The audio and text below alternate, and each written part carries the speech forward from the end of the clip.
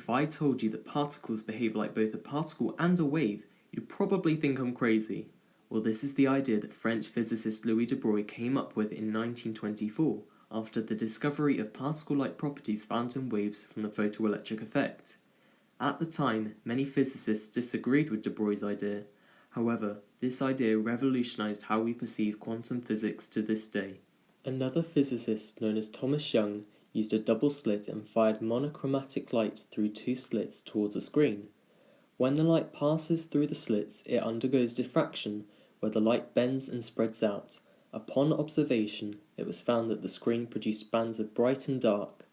Where the bright bands are formed, the two waves from the slits combine to produce a wave with a larger amplitude. This is known as constructive interference. Likewise, where the dark bands are formed, the two waves from the slits cancel each other out. This is known as destructive interference. So what would happen if we fired electrons at the double slit? You may have said that the electrons would produce two maxima behind the slits. However, this was not the case. Instead, we saw that the electrons hit the screen in a similar way to light, producing bands of many electrons and no electrons. So why was that?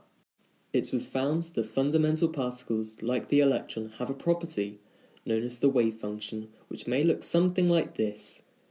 When we square this wave function, we obtain what is known as a probability amplitude.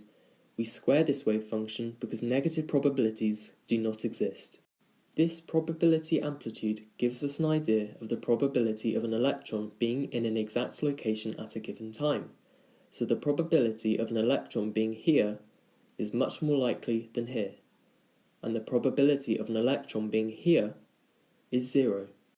When we aren't measuring the position of the electron, we do not know its exact location. We can say that its position is spread out like a wave. However, upon knowing the exact location of the electron, the wave function collapses to a single point, as the probability of the electron being elsewhere is 0. So let's go back to our double slit experiment. When we fire one electron at a time, we can see that the electron has a wave function of its location. When the electron passes through the double slit, the wave function splits and interferes with itself and is superposed. Similar to a wave, the wave function will have areas of higher probability where constructive interference occurs, and lower probabilities where destructive interference occurs. As a result, when many electrons are fired through the double slit, we will see bands of many electrons and bands of no electrons on the screen. The wave nature of particles has allowed us to control how electrons flow through semiconductor-based electronics, which are the foundations of how computers work.